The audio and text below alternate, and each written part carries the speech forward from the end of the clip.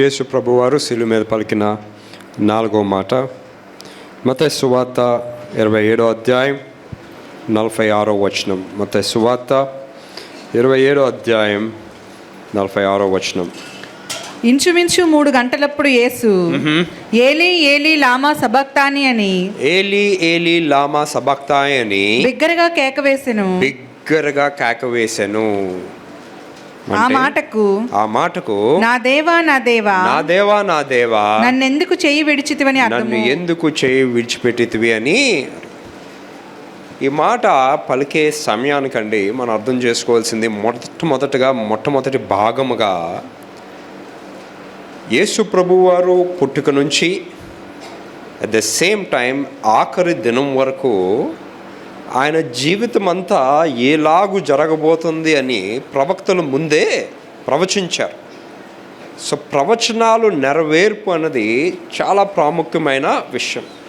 మనం ఆరాధిస్తున్న దేవుడి గురించి ముందే అనేకమైన ప్రవక్తలు విభిన్న సమయాల్లో ప్రవచనాలు చెప్పారు. ఐజియా 53వ అధ్యాయము 4-5 వచనాలు. నిశ్చయముగా అతడు మన రోగములను భరించెను, మన వ్యసనములను వహించెను, అయినను మొత్తబడిన వానిగాను, దేవుని వలన బాధింపబడిన వానిగాను, శ్రమ నొందిన వానిగాను మనం అతన్ని ఎంచితిమి. మన అతిక్రమ క్రియలను బట్టి అతడు గాయపరచబడతాడు. మన దోషముల బట్టి నలుగుగొట్టబడెను. మన సమాధానార్థమైన శిక్ష అతని మీద పడెను. అతను పొందిన దెబ్బల చేత మనకు స్వస్థత కలుగుచున్నది. మనకి ఏమొస్తుందండి? స్వస్థత వస్తుంది. చాలా జాగ్రత్తగా గమనించండి. ఈ మాట రాబడి టైంకి అట్ ద సేమ్ టైం ఈ నెరవేర్పుకి కొన్ని వందల సంవత్సరాల గ్యాప్ అనేది ఉంది. అక్కడే కాకుండా మనం కీర్తనలు 22వ అధ్యాయము 1వ వచనం చదవండి. కీర్తనలు 22వ అధ్యాయము 1వ వచనం. నా దేవా నా దేవా నా దేవా నా దేవా నీవు నన్ను నేల విడనాడితివి.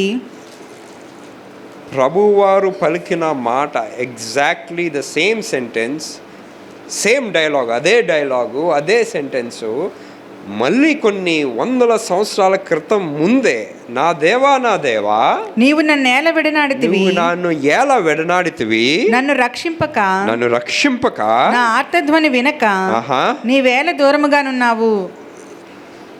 ఈ సమయము చాలా ఇంపార్టెంట్ సమయం అండి. మీరు ప్రభువారి గురించి మీరు తెలుసుకోవాల్సింది ఏంటంటే ఎంత శక్తి కలిగిన దేవుడంటే యేసు ప్రభువారు. ఆయన పరిచర్య చేసిన దినాల్లో ఆయన అంగిని ఎవరన్నా తాకినా స్వస్థత వచ్చేది. ఆ అంగిని, ఆ నీడని కుష్ఠరోగులకి కుష్ఠరోగం నయం చేశారు, గుడ్డివారికి కళ్ళునిచ్చారు, ప్రాణం పోయిన వారికి ప్రాణాన్ని ఇచ్చారు. Everything happen with his body. ఆయన శరీరము ద్వారా ఆయన ఇలాగ తాకారు అంటే స్వస్థత వచ్చేది. ఆయన చెప్పారు ఆయన మాటలో. So he was very powerful వ్యక్తిగా, ఆయన శక్తి నొందిన వ్యక్తి. కానీ మీరు గమనించుకోవాల్సింది ఈ సమయము, ఏ సమయము? ఈ సిలువ మీద వెళ్తున్న సమయంలో ఆయన అదే శక్తిని కానీ కలిగి ఉంటే ఈ శ్రమగా అవ్వాలంటే he has to be separated. ఆ సమయంలో మానవుడిగా ఈ లోకానికి వచ్చారు, మానవుడిగా ఈ నొప్పిని భరించాలి. ఈ నొప్పిని గురించి కూడా ముందుగానే ప్రవచించబడ్డది. కీర్తనలు 22వ అధ్యాయము 12-18 వచనాలు చదవండి. వృషభములు అనేకములు నన్ను చుట్టుకుని ఉన్నవి, భాషాను దేశపు బలమైన వృషభములు నన్ను ఆవరించి ఉన్నవి. చీల్చుచును గర్జించుచు నుండి సింహం వలె వారు నోళ్లు తెరిచి ఉన్నారు. నేను నీళ్ల వలె పారబోయబడి ఉన్నాను. నా ఎముకలన్నీ స్థానం తప్పి ఉన్నాయి. నా హృదయము నా అంతరంగమందు మైనము వలె కరిగి ఉన్నది. నా బలము ఎండిపోయి చిల్ల పెంకు వలె ఆయను. నా నాలుక నా దవడను అంటుకుని ఉన్నది. నా నాలిక నా దవన్ని అంటుకొని ఉంది. నీవు నన్ను ప్రేతల భూమిలో పడవేసి ఉన్నావు. కుక్కలు నన్ను చుట్టుకుని ఉన్నవి. దుర్మార్గులు గుంపు కూడి నన్ను ఆవరించి ఉన్నారు. వారు నా చేతులను నా పాదములను పొడిచి ఉన్నారు. నా ఎముకలన్నీ నేను లెక్కింపగలను. వారు నిదానించుచు నన్ను తేరి చూచుచున్నారు. నా వస్త్రములు వారు పంచుకొనుచున్నారు. నా అంగీ కొరకు చీట్లు వేయుచున్నారు. చాలా జాగ్రత్తగా గమనించండి. ఇది ఏదేదైతే రాయబడ్డాదో ఎగ్జాక్ట్లీ ద సేమ్ థింగ్ అవే సంఘటనలు జరుగుతున్నాయండి. అందుకేనండి మన దేవుడు ఎంత గొప్ప దేవుడు అంటే, ఏదో జరిగిపోయిన తర్వాత ఇవన్నీ జరిగాయి అంటే కాదు, ఇలాగ జరగబోతుంది అని ముందే ప్రవచించారు.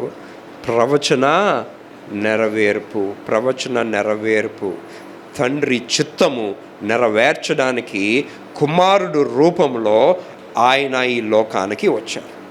కానీ ఇంకొక ఆలోచన మనం ఆలోచిస్తే, ఆది కాండము నుంచి మలాఖీ వరకు మరి ప్రత్యేకంగా విభిన్న సమయాల్లో ఒక వ్యక్తి ఏదన్నా తప్పు చేసినట్లయితే ఆ తప్పుకి పాప క్షమాపణ అన్నది ఎలాగుండేదంటే బలి అర్పణ ద్వారా ఉండేది.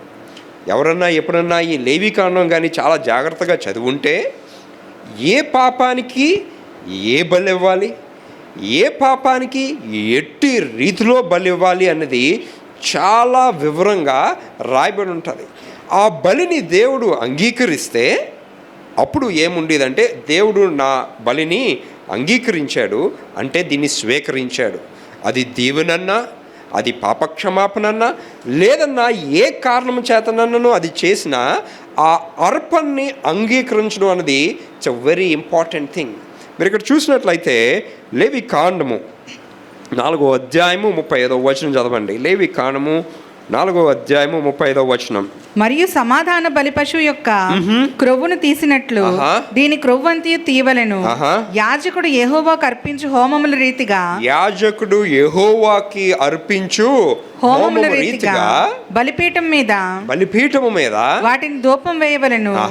అతడు చేసిన పాపం విషయాలై యాజకుడు అతని నిమిత్తము ప్రాయశ్చిత్తము చేయగా అతనికి క్షమాపణ కలుగును. This was the system. So ఈ సిస్టమ్ని మీరు విభిన్న సమయాల్లో విభిన్న వ్యక్తులు ఈ అర్పణని ఎలాగా అర్పించేవారు. హెబ్రీలు 9వ అధ్యాయము 22వ వచనం చదవండి. మరియు ధర్మశాస్త్ర ప్రకారము సమస్త వస్తువులను రక్తము చేత శుద్ధి చేయబడుతూ రక్తము చిందింపకుండా పాప క్షమాపణ కలుగుదనియు సామాన్యముగా చెప్పవచ్చును. It is so very important అన్నమాట. కానీ ఇది మనం ఎక్కడి వరకు చూస్తామంటే మలాఖీ వరకు చూస్తాం. ఆ తర్వాత ఇంకొక 400 సంవత్సరాలు ఏమి జరిగిందో ఇలాంటి అర్పణలు ఏమీ జరగవు. ఆ తర్వాత నేరుగా మత్తయి సువార్తలో ప్రభువారు పుట్టుక నుంచి స్టార్ట్ అవుతుంది. చివరిసారిగా ఇచ్చిన బలి అది ఏంటంటేనండి మన ప్రభు యొక్క రక్తం. ఏంది దీని గురించి? యోహాను సువార్త 1వ అధ్యాయము 29వ వచనం చదవండి. యోహాను సువార్త 1వ అధ్యాయము 29వ వచనం. మరునాడు యోహాను యేసు తన యొద్దకు రాగా యేసు ప్రభువారు తన యొద్దకు రాగా చూచి ఇదిగో లోక పాపమును మోసుకొని పోవు, ఇదిగో లోక పాపములు మోసే పోయే ఒక వ్యక్తి,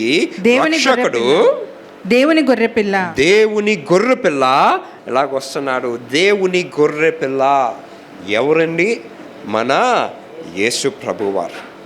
ద రోల్ ఆ సమయంలో he was like a man, ఒక మనిషిగా ఆయన శరీరము కూడా ఎలాగ కొట్టబడ్డాదంటే ప్రతి ఒక్క రక్తపు బొట్టు అలాగ అడుగడుగున it is just rolling down. ఆ బలి దట్ వాజ్ ద ఫైనల్ బలి అన్నమాట. ఆ బలి మన గురించి, మన పాపాల గురించి. చూడండి 2 కొరింథీయులు 5:21 చదవండి. ఎందుకనగా మనం ఆయన యందు దేవుని నీతి అగునట్లు పాపము ఎరుగని ఆయన మన కోసం పాపముగా చేసెను. మన కొరకు పాపముగా చేసెను. అదే విధంగా హెబ్రీలు 7:27 చదవండి. ధర్మశాస్త్రము బలహీనత గల మనుషులను యాజకులనుగా నియమించును గాని ధర్మశాస్త్రం నాకు తరువాత వచ్చిన ప్రమాణపూర్వకమైన వాక్యము నిరంతరమును సంపూర్ణ సిద్ధి పొందిన కుమారుని నియమించును గనుక సంపూర్ణ సిద్ధమైన కుమారుని నియమించును గనుక ఈయన ఆ ప్రధాన యాజకుల వలె మొదట తన సొంత పాపముల కొరకు తర్వాత ప్రజల పాపముల కొరకును దినదినము బలులను అర్పింపవలసిన అవసరం గలవాడు కాడు. తన్ను తాను అర్పించుకున్నప్పుడు ఒక్కసారి ఈ పని చేసి ముగించబడను. ఆ తర్వాత ఇంకెప్పుడు బలులనవి లేనే లేవు. మన పాపాల గురించి అండి. It is for hour sense. మానవ రూపిగా ఆ నొప్పిని అనుభవిస్తూ ఆయన ఆ శిలువ మీద ఆ బలి అయి ఉన్నాడు. If that was not there, ఆయన శక్తి కలిగి ఉన్నాడు అనుకోండి, ఆ సమయంలోని ఈ బలికి అర్థం ఉండదు అక్కడ ఆ టైంకి. He has to be that. దేనికండి?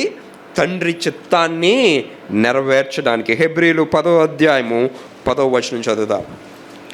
యేసుక్రీస్తు యొక్క శరీరము ఒక్కసారి అర్పింపబడుట చేత ఆ చిత్తమును బట్టి యేసుక్రీస్తు ప్రభు యొక్క శరీరము ఒక్కసారియే అర్పింపబడిన చేత ఆ చిత్తమును బట్టి మనము పరిశుద్ధపరచబడి ఉన్నాము. మనమందరము ఈవేళ పరిశుద్ధపరచబడి ఉన్నాము. ఆ మాట ఎందుకు ఆ కేక వేశారంటేనండి, ఆ సమయంలో ఆయన ఆ నొప్పిని పొందుతున్నారు కాబట్టి. It was a lot of pain. ఎంతో శ్రమ, ఎంతో నొప్పి. ఆ నొప్పి పొందుతూ ఆ మాటని పలుకుతారండి. కానీ ఆ మాటని పలకడానికి చివరిసారిగా ఈయన మన గురించి ఇచ్చిన ఆ గొప్ప బలి, ఆ బలి కానీ అలాగా ఇచ్చుండకపోతే ఈవేళ మీకు నాకు రక్షణ లేదు. వాస్తవానికి మనం కూర్చొని ఆలోచిస్తే ఆ దినము వరకు ఇశ్రాయేలీలు, అబ్రహాము సంతతి వారికి మాత్రమే ఆ ఆశీర్వాదము ఉండేది. యేసు ప్రభు గారు రక్తము చిందిన తర్వాత ప్రతి వ్యక్తి, ఏ వ్యక్తి అయితే మారు మనసు పొంది నీటి మూలముగా, ఆత్మ మూలముగా బాప్తిసం పొందుతారో ఆ అబ్రహాము సంతతి వారికి మనము ఆ వాగ్దాన పుత్రులు అవుతామండి. లేదంటే మనము కూడా ఒక అన్య జనాంగానికి చెందిన వారమే అవుతాం. ఎందుకు ఈ గొప్ప కార్యము జరిగిందంటే ఆయనకు ఉన్న గొప్ప లక్ష్యము ఈ రక్షణ సువార్త ప్రతి ఒక్క వ్యక్తికి తెలియాలి. ప్రతి ఒక్క వ్యక్తి ఆయన యందు నడిచి మనము కూడా ఆ పరలోక రాజ్యంలో చేరాలన్నదే దేవునికి ఉన్న గొప్ప ఆశ. Thank you.